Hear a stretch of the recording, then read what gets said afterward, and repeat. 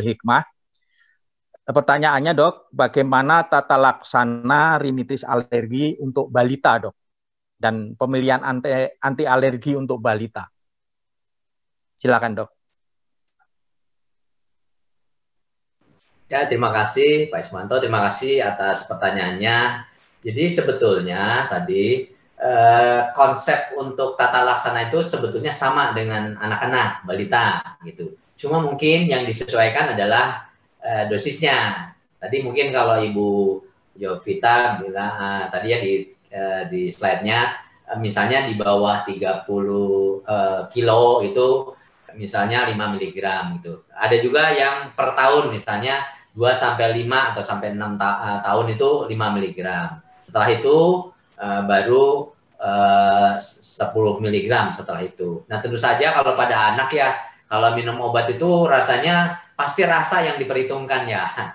Di samping tadi dosis pasti rasa. Nah, itu saya pikir. Jadi ya tadi saya bilang kalau sudah tahu bahwa ini suatu diagnosisnya yang tepat, kemudian terapinya tepat, tadi ya pemilihan obatnya sesuai dengan dosisnya. Untuk rinitis alergi, tadi konsepnya sama dengan dewasa, jadi cuma penyesuaian dosis, begitu. Terima kasih Pak Ismanto.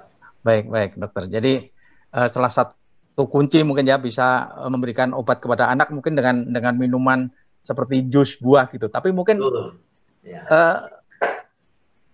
interaksi enggak itu dok? Misalnya kayak loratadin tadi. Ya kita lihat kalau loratadin tidak ya, terhadap obat yang lain pun tidak. Ini dari literatur yang saya baca juga ya, itu loratadin termasuk yang bagus untuk misalnya dicampur dengan makanan gitu ya, kemudian juga dengan obat-obat yang lain tidak menimbulkan tidak ada toleransinya. Begitu Pak.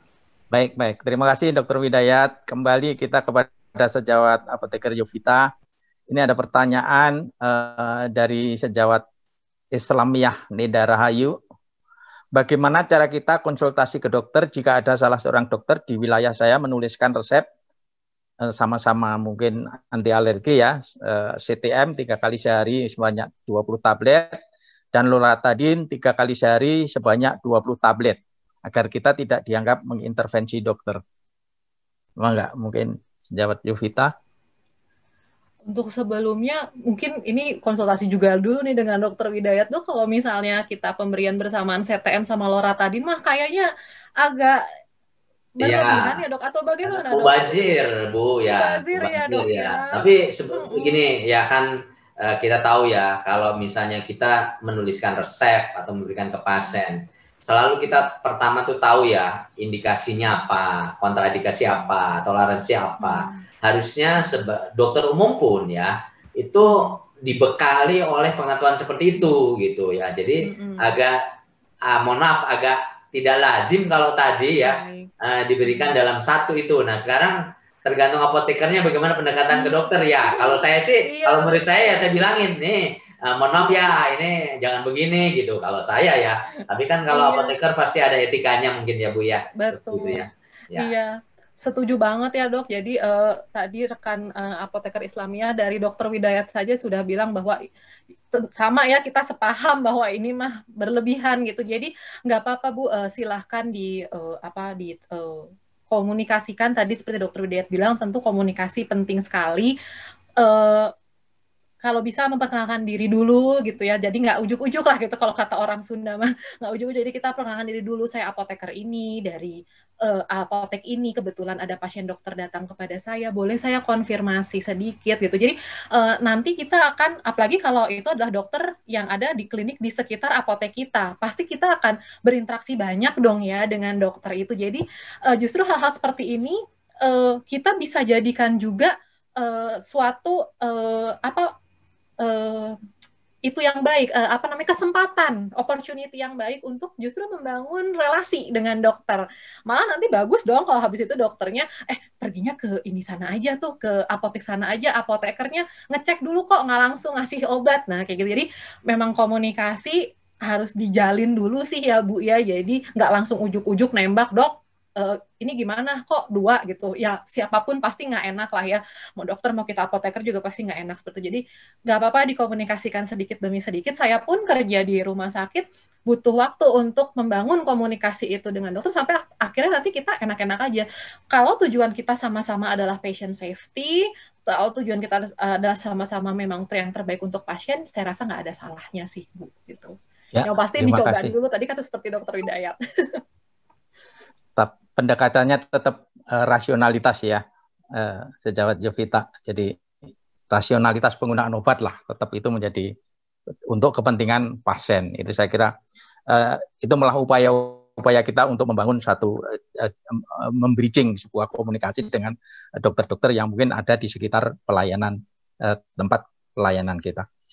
Baik, pertanyaan berikutnya saya sampaikan kepada Dr. Widayat dari sejawat Esti Dwi Kusuma.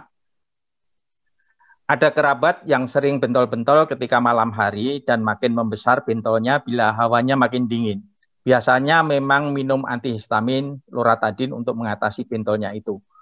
Penggunaan antihistamin ini apakah aman bila digunakan jangka panjang? Dan apakah ada cara lain untuk mencegah supaya tidak muncul bentol lagi? Mangga dok, silahkan. Ya, terima kasih Pak Ismanto, terima kasih pertanyaannya. Jadi ini sih sebetulnya urtikaria ya gitu ya kalau diagnosisnya gitu ya. Nah, biasanya pasien tersebut punya atopik tadi, riwayat atopik memang gitu.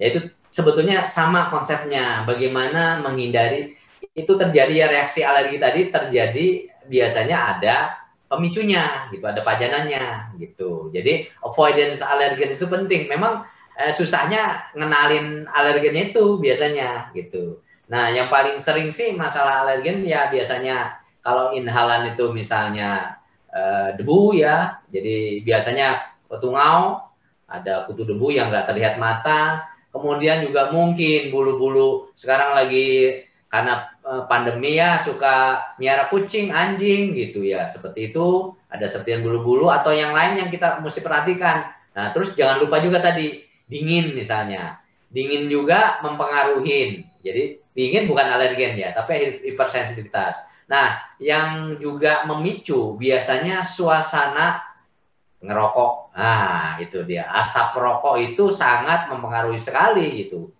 Ya. Jadi ini agak beda misalnya nanti kalau orang yang tidak punya atopik mungkin bisa terasa sih mungkin dengan dia tidak seperti tadi nih. Kalau ini kan terus berulang begitu ya. Nah, biasanya kalau yang punya riwayat atopik tuh alerginya terus lebih banyak begitu. Nah, tadi khusus berapa lama sih ya dari penelitian dari loratadin ini ya yang dilakukan oleh PT Bauer itu biasanya sampai 18 bulan tetap aman tuh dipakainya gitu ya. Cuma kalau kami sih nggak pernah memberikan itu ya seperti itu. Cuma misalnya dalam rinitis alergi kan tadi misalnya kita lihat 2 minggu dulu sampai 1 bulan, kemudian kita lihat lagi ada nggak faktor-faktor yang lain gitu. Jadi bukan hanya tadi pencetusnya saja ya alergennya, terus daya tahan tubuh juga. Nah, daya tahan tubuh biasanya berolahraga gitu ya. Kemudian jangan lupa sumber infeksi. Sering sumber infeksi mencetuskan. Gigi tidak bolong, tapi ada sumber infeksi di gigi misalnya. Atau di tempat lain, tonsil, atau di hidung, rinitis itu. Nah, biasanya mencetuskan seperti itu. Begitu Pak Ismanto kira-kira. Ya, baik. Terima kasih dok. Jadi sangat jelas sekali tadi apa yang disampaikan oleh dokter. Mudah-mudahan sejawat tadi bisa menerima dengan baik apa yang telah disampaikan. Baik, pertanyaan berikutnya kami sampaikan kepada sejawat Jovita dari apoteker Suraya Indah Permata. Saya ingin bertanya kepada Ibu Apoteker Jovita, pertama, apakah PCPP ini maksudnya ya, PCPP bisa diterapkan bersama dengan metode swab. Kemudian kedua, jika seorang lansia sudah lama meminum CTM dan dexamethasone, apakah bisa jika obatnya langsung diganti dengan loratadin? Terima kasih. Ya, terima kasih. Kalau PCPP dengan metode swab, saya rasa memang kalau kita yang di rumah sakit kan memang menggunakan swab, itu sebenarnya sama persis, konsepnya sama persis Ibu Soraya. Jadi ya pada saat kita swab kita menerapkan PPCP itu gitu sebenarnya. Jadi PPCP itu adalah sebuah proses, sementara swab itu setahu saya adalah metode kita menuliskan atau berkomunikasi dengan sejawat lain terutama di catatan perkembangan terintegrasi pasien. Jadi jawabannya itu. Terus kemudian kalau untuk lansia